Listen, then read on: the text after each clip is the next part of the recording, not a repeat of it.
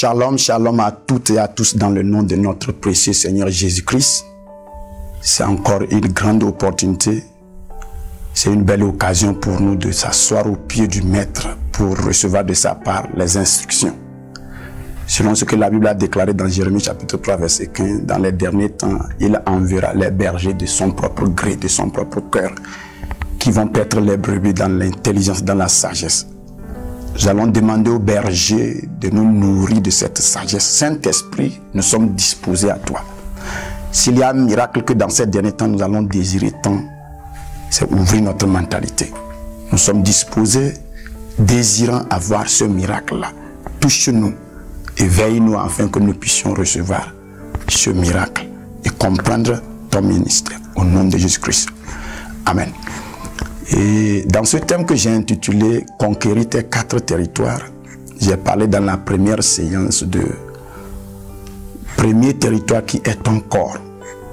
Et c'est très important que tu comprennes en tant que chrétien qu'il faut nécessairement conquérir ce corps-là. Tu habites dans un corps que tu n'as pas encore l'autorité sur lui. Lorsque tu vois qu'à un moment donné, il y a certaines choses qui se manifestent et que tu ne sais pas par où ça passe, il faut savoir que tu n'as pas l'autorité sur ton corps. Et tu dois comprendre quelque chose. Une fois que tu n'as pas l'autorité sur ton corps, un autre esprit viendra utiliser cette autorité-là dans ton corps contre toi. Sans ce moment, tu vas te voir en train de poser certains actes à la fin. Tu regrettes, tu ne sais pas comment ça s'est passé. Et l'Église doit accéder à cette domination. Le deuxième territoire que nous devons connaître et chercher à dominer, c'est, j'appelle ça la famille. Tu vois, quelque chose s'est passé. Lorsque Dieu a envoyé Samuel pour qu'il aille oindre David, Samuel a pris la corne d'huile et c'est au sein de la femme. Bien sûr qu'on a dit à Samuel que David était dans la brousse. Samuel n'a pas suivi David dans la brousse pour le oindre. Pourquoi? Parce que l'onction que David va recevoir, ça va lui permettre d'être le top de sa famille. Alors il va falloir qu'il reçoive l'onction dans sa famille. J'appelle ce deuxième territoire-là ta famille. C'est un territoire que tu dois en tant que chrétien faire tout et tout dominer. Je voudrais te parler de quelque chose. David a reçu 3 types d'onction. Il a reçu la première onction, roi parmi ses frères. La deuxième onction, il a reçu ça, roi dans Juda. C'est-à-dire la tribu de Juda est venue le oindre comme roi. La troisième onction, c'est toute l'Israël qui est venu le oindre comme roi. Lorsque tu lis Genèse chapitre 12, tu vas voir que quand Dieu s'est adressé à Abraham, il a dit, Abraham, quitte ton pays, ta patrie et la maison de ton père. Il a bien spécialisé ces 3 territoires-là. Avant que Abraham ne devienne vraiment Abraham, il a fallu qu'il se débarrasse. Dans l'ancienne alliance, on ne pouvait pas dominer ces territoires-là. On ne pouvait seulement que s'échapper. Dans la nouvelle alliance, on a l'autorité de dominer ces territoires-là. On ne va pas quitter notre pays, on ne va pas quitter notre patrie, on ne va pas quitter la maison de notre père. On sera dans ces territoires-là et on va dominer. Parce qu'on a reçu le mandat de la domination. Jésus-Christ est venu restaurer notre position en tant que Dieu sur la terre pour dominer. Alors, la famille. Tu sais, il y a dans Luc chapitre 11, verset 21 à 22, quelque chose que Jésus-Christ a dit. On dit, lorsque l'homme fort, armé, garde sa maison, tous ses biens sont en sécurité. Il appelle ça l'homme fort. Dans chaque famille, il y a toujours cette idée de soit Dieu veut se manifester, soit Satan veut se manifester. Et Satan ou Dieu cherche toujours quelqu'un dans cette famille-là à passer par lui pour rentrer dans la famille et manifester. Lorsque Satan trouve un agent dans la famille, il l'utilise, l'homme là devient l'homme fort de la famille. Et vous allez voir bizarrement que c'est en ce moment que tout ce que vous semblez faire, pousser pour aller en avant, ça sera cette personnalité-là qui va dicter, dominer, contrôler. C'est comme si la personne a pris en otage tout l'héritage de la famille, toute la richesse de la famille. La personne là domine sur tout ce que vous êtes en train de faire. Dans certaines familles, tu vas voir que la personne là s'accapare de tous les biens et ne permet jamais à personne de s'élever, de lever sa tête. La personne en quelque chose devient l'homme fort de la famille. Et la plupart, il est influencé par les forces des ténèbres. C'est ce qui se passe dans les familles. Et lorsque tu deviens chrétien et que tu t'en fous pas mal de cette conquête de ce territoire qu'on appelle la famille, tu vas voir que tu vas à l'église, tu pries bien, mais quand tu retournes dans ta famille, tu sembles être un esclave. Tu ne comprends pas. À l'église, tu te sens bien, mais quand tu rentres dans la famille, il y a certaines choses qui... Parce que tu es rentré dans un territoire que c'est la volonté d'un autre qui s'accomplit. Tu dois comprendre bien dans ces derniers temps-là. Voilà la raison pour laquelle lorsque David est allé sur le champ de bataille, le premier ennemi que David avait, ce n'était pas Goliath, c'était son frère. Es-tu venu pour... As-tu laissé? C'était son frère qui le harcelait. Ça veut dire que c'est l'ennemi de la famille. Avant qu'il ne rencontre l'ennemi de la nation, il avait un ennemi de la famille qui ne voulait pas que David saisisse de cette opportunité manifester sa gloire. Alors dans chaque famille, il y a un homme fort. Et c'est cet homme fort-là qui est responsable de l'échec de tous les hommes de cette famille-là. Qu'est-ce qui était dans cette première famille, la famille d'Adam, d'Ève, de Caïn et d'Abel? Il y avait un homme fort mandaté par l'ennemi. La Bible dit Satan et Caïn étaient du malin. Et tu vois ce qui s'est passé.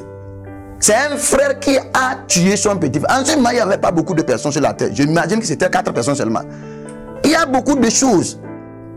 Est-ce qu'il y avait pénurie des richesses et Caïn est obligé de tuer Abel? Tu vois déjà les signes qui prouvent que Satan cherche à dominer cette famille-là pour manifester sa gloire. Mais Jésus-Christ a dit quelque chose dans Luc chapitre 11 verset 22. Lorsque un homme plus fort, il y a l'homme fort dans la famille, et je dis que cet homme fort là, parfois il est mandaté par les forces des ténèbres. On dit lorsqu'un autre homme plus fort vient maintenant, il l'assaille, il l'arrête, il le ligote et il pille ses dieux. Si Satan mandate quelqu'un dans ta famille, devient l'homme fort de la famille, Dieu veut te mandater comme l'homme le plus fort. Et il veut te permettre de comprendre comment conquérir ce territoire qu'on appelle la famille. Vous avez un nom de famille et tu dois faire tout et tout que en tant que chrétien, lorsqu'on prononce ce nom de famille là, que toi tu répondes différemment. Tu dois exercer l'autorité de Dieu d'une manière que tu seras la seule personne dans cette famille-là à lever la tête. Ce qui a fait échouer ton papa qui était parrain ne doit pas te faire échouer. Lorsque tu arrives à conquérir ce territoire qu'on appelle la famille-là, tu vas commencer par voir que même les frères qui sont plus âgés que toi commencent par se soumettre à toi. C'est ce qui s'est passé dans la famille de Jacob, de Joseph. Lorsque Joseph a réussi à conquérir et à dominer sa famille, et son père, et sa mère, et ses frères sont venus se mettre à genoux sous lui. C'est ce que Dieu vise. Aussi longtemps que nos familles ont pour source Satan, Dieu voudrait racheter ces familles-là en passant par toi, en passant par quelqu'un. Et lorsque Dieu trouve quelqu'un, il le pousse à comprendre les mystères cachés sur la conquête de la domination du territoire qu'on appelle la famille. Tu dois savoir comment conquérir cette famille-là. Et tu dois comprendre quelque chose. Dieu a mis en disposition des forces nécessaires pour la conquête de la famille. Et tu dois savoir que dans cette famille-là, il y a quelque chose que tu dois arracher, le nom. Tu dois faire tout et tout arracher l'autorité de votre nom. Ce nom de famille-là a une puissance.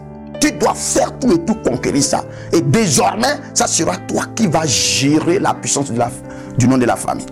En ce moment-là, tu commences par comprendre que Dieu veut passer par toi pour restaurer toute cette famille-là, pour changer toute cette famille-là.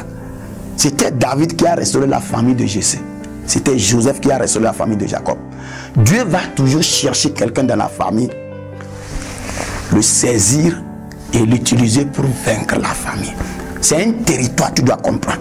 Quand tu finis de dominer ton corps, tu as la force maintenant de dominer ta famille. Mais quand tu échoues dans ton corps, tu ne pourras pas dominer la famille.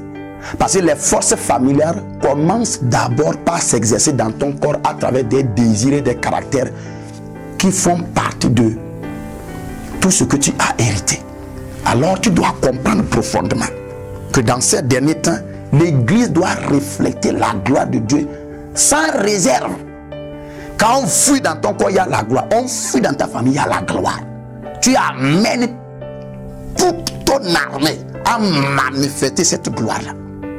Je voudrais que tu comprennes profondément qu'il y a quelque chose que tu es en train de négliger dans ta famille. Le nom de la famille. Le nom de la famille.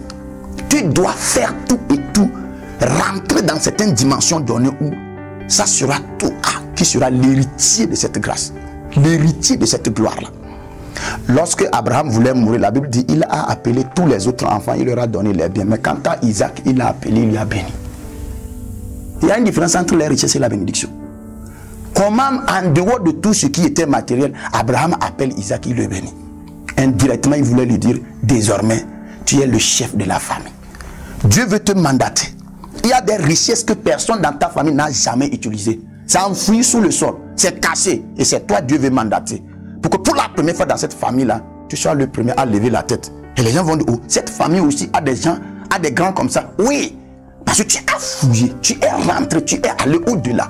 Chrétien de ces derniers temps, tu ne dois pas laisser Satan un seul iota de ton territoire. Tu dois l'empêcher de lever son grain dans ton corps, dans ta famille. Il n'a pas de place. Tu ne dois pas partager le trône avec lui. Dieu ne t'a pas mandaté avec lui. Alors tu ne dois pas lui laisser une place. C'est en ce moment que tu vas chasser tous les esprits familiaux de ta famille.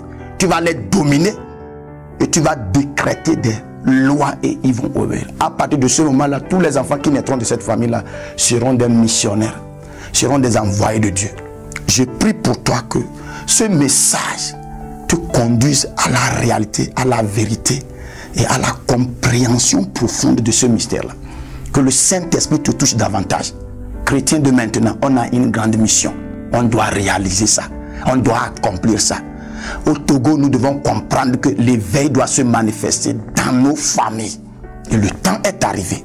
Manifestons cette gloire. Car notre Seigneur est sur le point de se manifester pour notre retour. Tu es richement béni par ce message. Shalom.